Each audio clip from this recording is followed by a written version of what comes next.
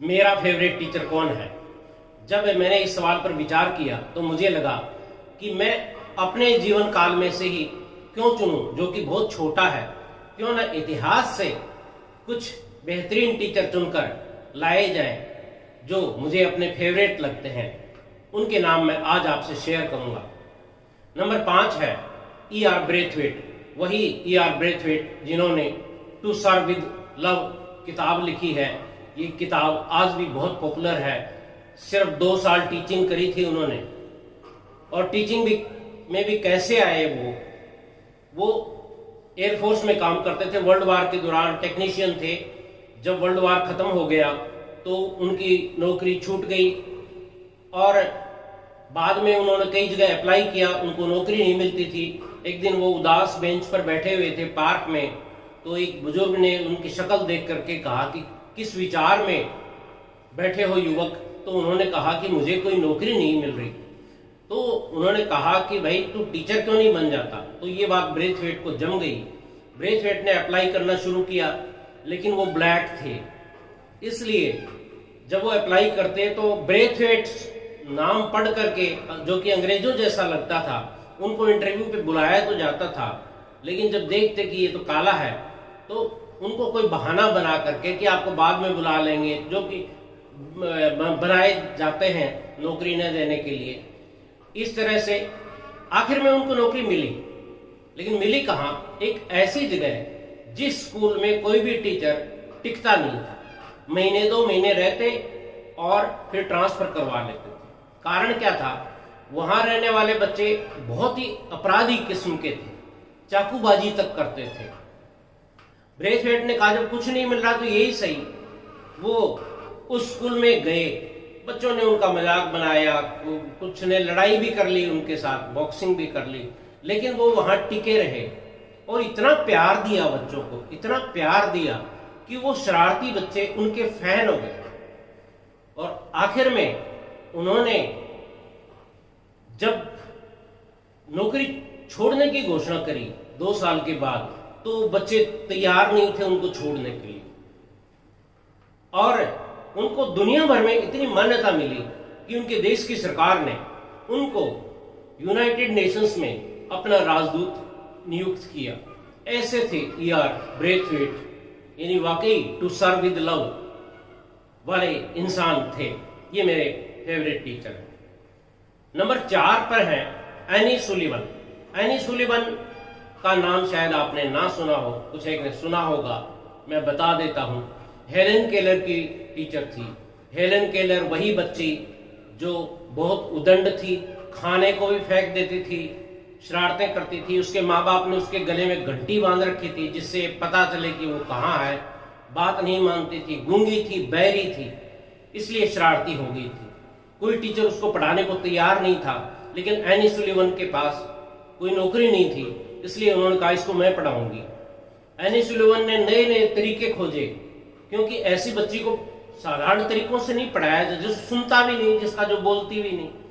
तो उसने क्या किया, जैसे पहला शब्द उसने सिखाया था एनी सुलिवन को वाटर, तो इसके लिए वो क्या करी, उसको हैंडपंप के पास लेके गई, उसके हाथ पे पानी गिराया और फिर WATER लिखा, वाटर। कहा कि ये वाटर बोलो, और फिर अपने मुंह के आगे उसका हाथ लगाया कि हवा कैसी, आवाज, कंपन कैसा होता है। गले पे हाथ लगवाती थी बोलते हुए। वाटर सीख लिया जब हेलेन केलर ने, तो बोली और सिखाओ मुझे। इस तरह से उसने पूरी भाषा, लैंग्वेज सिखा दी, और इतना इंटरेस्ट हेलेन केलर का हुआ कि उन्होंने ग्रेजुएशन करी। हेलेन केलर को उसकी टीचर ने एक उदंड बच्चे से, जिसको पागल खाने में भर्ती कराया जाने वाला था, सेलिब्रिटी बना दिया। 13 किताबें लिखी हेलेन केलर ने। ऐसी टीचर को सलाम बनता है एनी सुलिवन को। ये मेरी फेवरेट टीचर है। नंबर 3 मेरे फेवरेट टीचर हैं कबीर। क्यों? इतना निर्भीक आदमी और इतना विद्वान कि उन्होंने वेद पुराणों की भाषा को आसान दोहों में बदल दिया, और इतना आसान बनाया कि अनपढ़ आदमी जिसे कुछ नहीं आता वो भी उनके दोहे गाते फिरते थे। सबसे मुझे प्रभावित करने वाली बात कबीर की ये लगती है कि वो ऐसे इंसान नहीं थे, ऐसे साधु नहीं थे जो बैठ करके खाएं और चेलों को उपदेश दें।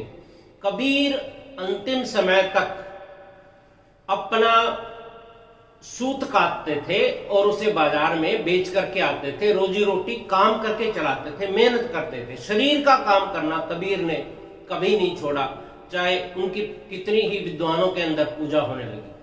इसलिए कबीर मेरे फेवरेट टीचर हैं। नंबर 2, चाणक्य। उन्होंने एक ग्वालों की भीड़ में से अपना शिष्य चुन लिया, उसका टैलेंट पहचान लिया। और नंबर 1 मेरे फेवरेट टीचर हैं श्री कृष्ण। श्री कृष्ण जिन्होंने अपने शिष्य का सारथी बनना स्वीकार किया और अर्जुन को गीता का उपदेश दिया, तो उसकी बात पहले सुनी पूरी चुप रह करके, और फिर अपनी बात कही बेबाकी से कि तू गलत सोच रहा है, ये सच्चाई नहीं है, ये मोह है तेरा। और जब उन्होंने गीता का उपदेश दिया 1 घड़ी 48 मिनट तक, तो अर्जुन ने 85 सवाल पूछे, उनको गुस्सा नहीं आया कभी भी, अर्जुन को हड़काया नहीं, उन्होंने कहा नहीं कि क्या बात करता है, बकवास कर। एक बार कह दिया तू सुन ले, नहीं, दोबारा बताया, 3 बार बताया, एक बात को कई बार बताया। दूसरे अध्याय में आत्मा के बारे में 13 श्लोकों में 13 तरीकों से बताते हैं, इस तरह समझाया। और यही बात नहीं, जब गीता पूरी सुना दी तो आखिर में उसका सार बताया कि 2 श्लोकों में सुन ले। और फिर भी इतना करने के बाद भी आखिर में उससे पूछा कि समझ में आ गया क्या? 18वें अध्याय में श्री कृष्ण ने कहा, कश्चित एतत् श्रुतम पार्थ त्वयि काग्रेण चेतसा कश्चित अज्ञान सम्मोह प्रनष्टस्ते धनंजय। क्या एकाग्रता से तने ये बात सुनी? क्या तेरा अज्ञान और सम्मोह नष्ट हुआ? अर्जुन ने कहा, बिल्कुल नष्ट हो गया गुरुजी, समझ में आ गया। क्या कहा अर्जुन ने? नष्टो मोह स्मृतिर्लब्धा, यानी मोह नष्ट हो गया, स्मृति प्राप्त हो गई है, मेमोरी मेरी लौट आई है। तो आप प्रसादात मयाच्युत, आपकी कृपा से, मयाच्युत मेरी, अच्युत हे अच्युत। अच्युत का मतलब जो कभी आपसे दूर नहीं होता, हमेशा अपने पास रहता है, दिल के पास रहता है, इसलिए अच्युत कहा गया श्री कृष्ण को। स्थितोस्मि गत संदेह है, संदेह दूर हो गए। करिष्ये वचनम तव, अब आप जो कहोगे वही मैं करूंगा। जब अर्जुन ने खुद कह दिया कि मेरे संदेह दूर हो गए, तब उसको छोड़ा। इसलिए श्री कृष्ण मेरे फेवरेट टीचर नंबर 1 है। यही था आज का वीडियो। मुझे सुनने के लिए आपका बहुत बहुत धन्यवाद।